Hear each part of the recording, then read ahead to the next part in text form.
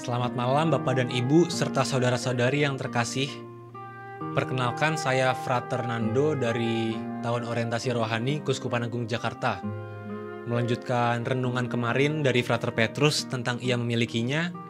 Pada kesempatan kali ini saya akan membagikan renungan dari buku Jesus Chief Executive Officer tentang Ia tidak menyia-nyiakan waktu untuk mengadili orang lain. Dalam kehidupan sehari-hari, sering sekali kita mengadili orang lain, baik mengadili kesalahan orang lain ataupun kelebihan orang lain yang membuat iri. Padahal dalam Yohanes 5 ayat 45, Yesus mengatakan bahwa Dia tidak mengadili orang lain. Yesus mengatakan bahwa Dia tidak mengadili manusia, tapi manusialah yang mengadili dirinya sendiri. Ia mempercayai apa yang manusia pilih, karena Yesus bukan datang untuk mengadili, melainkan untuk membantu manusia. Sikap suka mengadili tentunya menghambat kemajuan. Selain karena membuang-buang waktu dan tenaga, kita tidak mendapat hal apapun yang baik dari mengadili orang lain. Contoh mengadili dalam kehidupan sehari-hari yang sering terjadi dan mungkin dilakukan oleh semua orang secara sadar maupun tidak sadar, yaitu mengomentari kekurangan atau kelebihan orang lain, baik dari fisiknya ataupun dari hasil pekerjaan yang dilakukan oleh orang lain. Saat kita melihat pekerjaan orang lain yang kurang baik hasilnya, mungkin kita akan mengatakan, kayak gini doang gak bisa, atau kerja lu kok gak bener banget sih.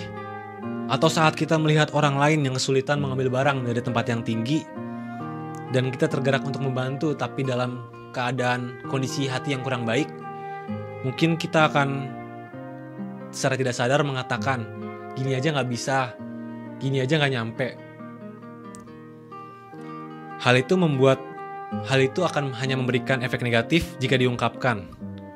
Niat yang membantu malah membuat orang lain menjadi tersinggung. Hal itu pernah terjadi di kehidupan saya sendiri. Ketika saya dalam suasana hati yang kurang baik, saya melihat teman saya yang sedang berusaha mengambil tempat pensilnya dari yang ada di atas lemari. Ketika saya sudah mengambil tempat pensilnya, saya tidak sengaja nyeplos, kayak gini aja gak bisa. Yang malah dijawab oleh teman saya, ya maaf. Hal itu malah membuat suasana antara saya dan teman saya ikut memburuk, ikut tidak enak. Walaupun tidak terasa dengan jelas, saya merasa sedikit kelelahan karena hal tersebut. Yesus mengajarkan kita untuk tidak mengadili orang lain karena hanya membuang-buang waktu dan tenaga saja. Yesus tidak mengadili siapapun karena Ia tahu belum tiba saatnya untuk perhitungan akhir. Bahkan penjahat yang disalib di sampingnya diajak untuk ikut masuk ke surga karena ia mengakui dan melihat kebenaran. Apakah selama ini kita masih sering mengadili orang lain? Dibanding mengadili, tentunya akan lebih baik jika kita mengeluarkan kata-kata positif yang mendukung orang lain. Untuk direnungkan dalam kehidupan sehari-hari di waktu kosong, misalnya saat sedang makan atau sedang ngopi, berapa kali kita sudah mengeluarkan ungkapan yang mendukung orang lain dalam hari ini? Apakah kita lebih banyak mengeluarkan ungkapan yang mendukung orang lain, atau lebih banyak sibuk mengurusi orang lain dan mengadili orang lain pada hari ini? Sekian dari saya, harapannya lewat renungan ini, kita bisa mengurangi dan menahan ungkapan yang bersifat mengadili, serta lebih banyak mengeluarkan ungkapan-ungkapan positif untuk mendukung orang lain.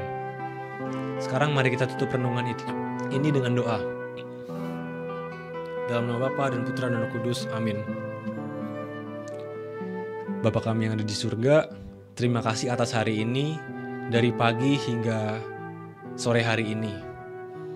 Bapa, kami sadar kami manusia yang rapuh, yang masih sering mengurusi orang lain, mengomentari orang lain, serta mengadili orang lain. Ajarilah kami Tuhan, bantulah kami, agar kami bisa menahan untuk mengurusi orang lain dan mengadili orang lain, serta lebih sering mengeluarkan kata-kata yang positif untuk mendukung orang lain, juga untuk membuat suasana lebih baik. Doa yang kurang sempurna ini kami haturkan kepadamu demi Kristus Tuhan kami. Amin. Dalam nama Bapa dan Putra dan Roh Kudus. Amin. Terima kasih.